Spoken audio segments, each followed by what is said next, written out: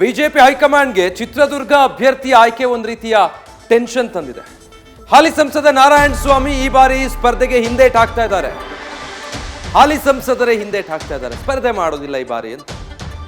So ಎರಡು ಹೆಸರುಗಳು ಈಗ, ಒಂದು ಗೋವಿಂದ ಕಾರಜೋಳ, BS ಯಡಿಯೂರಪ್ಪನವರು ಗೋವಿಂದ ಕಾರಜೋಳ ಪರವಾಗಿ ಬ್ಯಾಟಿಂಗ್ ಮಾಡಿದ್ದಾರೆ. ಮತ್ತೊಂದು ಹೆಸರು ಮಾಜಿ ಸಂಸದ ಜನಾರ್ದನ ಸ್ವಾಮಿ, RSS ಜನಾರ್ದನ ಸ್ವಾಮಿ ಪರವಾಗಿ ಬ್ಯಾಟಿಂಗ್ ಮಾಡ್ತಾ ಇದ್ದಾರೆ. ಹಾಗಿದ್ರೆ ಚಿತ್ರದುರ್ಗ ಟಿಕೆಟ್ ಯಾರಿಗಾಗತ್ತೆ? ಹೈಕಮಾಂಡ್ ಒಂದು ರೀತಿ ಗೊಂದಲದಲ್ಲಿದೆ, ಯಾರ ಹೆಸರನ್ನ ಅಂತಿಮಗೊಳಿಸಬೇಕು ಅಂತ.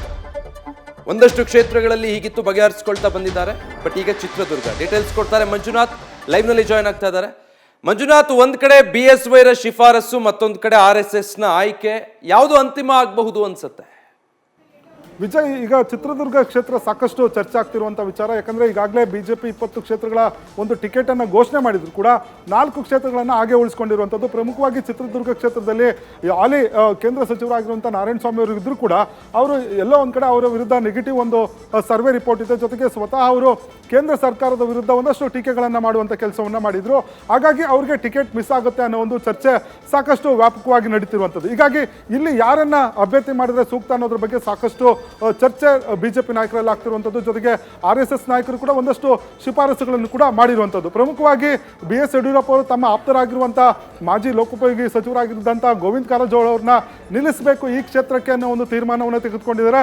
ಈ ಒಂದು ವಿಚಾರವನ್ನು ಹೈಕಮಾಂಡ್ ಮುಂದೆ ಕೂಡ ಪ್ರಸ್ತಾಪವನ್ನು ಕೂಡ ಮಾಡಿರುವಂಥದ್ದು. ಇನ್ನೊಂದು ಕಡೆ RSS ಮಾಜಿ ಸಂಸದರಾಗಿರುವಂಥ ಜನಾರ್ದನ್ ಸ್ವಾಮಿ ಅವರನ್ನ ಈ ಒಂದು ಕ್ಷೇತ್ರದಲ್ಲಿ ನಿಲ್ಲಿಸಿದ್ರೆ ಉತ್ತಮ ಅನ್ನೋ ಒಂದು ಸಲಹೆಯನ್ನು ಕೂಡ ಕೊಟ್ಟಿರುವಂಥದ್ದು. ಒಂದು ಕಡೆ ಎಲ್ಲೋ ಒಂದು ಕಡೆ ಯಡಿಯೂರಪ್ಪ ಅವರಿಗೆ ಈಗಾಗಲೇ ಪಾರ್ಟಿಯಲ್ಲಿ ತಮಗೆ ಬೆಂಬಲಿಗರಿಗೆ ಟಿಕೆಟ್ ಅನ್ನು ಕೊಡ್ತಾ ಇದ್ದಾರೆ ಅನ್ನೋ ಒಂದು ಆರೋಪಗಳು ಕೇಳಿ ಬರ್ತಾ ಇದೆ.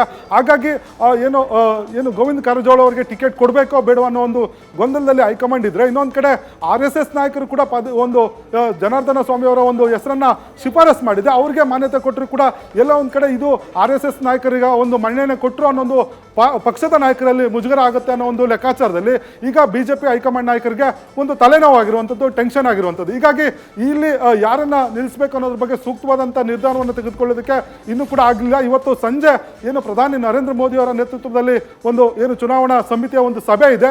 ಈ ಸಭೆಯಲ್ಲಿ ಬಹುತೇಕ ಇವತ್ತು ಉಳಿದಿರುವಂಥ 4 ಕ್ಷೇತ್ರಗಳ ಅಭ್ಯರ್ಥಿಗಳನ್ನು ಕೂಡ ಘೋಷಣೆ ಮಾಡಲಿಕ್ಕೆ ಈಗಾಗಲೇ BJP ನಾಯಕರು ತೀರ್ಮಾನವನ್ನು ತೆಗೆದುಕೊಂಡಿದ್ದಾರೆ. ಅಚ್ಚರಿಯಾಗಿ ಬೇರೆ ಯಾರಾದರೂ ಹೊಸ ಮುಖಗಳಿಗೆ ಅಲ್ಲಿ ಅವಕಾಶ ಕೊಡ್ತಾರಾ, ಅಥವಾ ಮಾಜಿ ಹಾಲಿ ಸಚಿವರಾಗಿರುವಂಥ ನಾರಾಯಣ ಸ್ವಾಮಿ ಅವರಿಗೆ ಅಥವಾ ಜನಾರ್ದನ್ ಸ್ವಾಮಿ ಕೊಡಬೇಕನ್ನೋದ್ರ ಬಗ್ಗೆ ಚರ್ಚೆ ಆಗಿ ಅಂತಿಮವಾಗಿ ಹೈಕಮಾಂಡ್ ನಾಯಕರು ಇವತ್ತು ತೀರ್ಮಾನವನ್ನು ತೆಗೆದುಕೊಳ್ಳುವ ಸಾಧ್ಯತೆ ಇರುವಂಥದ್ದು. ಹಾಗಾಗಿ ಬಹುತೇಕ ಗೊಂದಲದ ಗೂಡಾಗಿರುವಂಥ ಈ ಚಿತ್ರದುರ್ಗ ಕಾನ್ಸ್ಟಿಟ್ಯೂನ್ಸಿಗೆ ಯಾರಾಗ್ತಾರೆ ಅಭ್ಯರ್ಥಿ ಅನ್ನೋದನ್ನು ಕೂಡ ಸಾಕಷ್ಟು ಕುತೂಹಲ ಕೇಳಿಸಿರುವಂಥದ್ದು. Vijay, thank you Manjunath.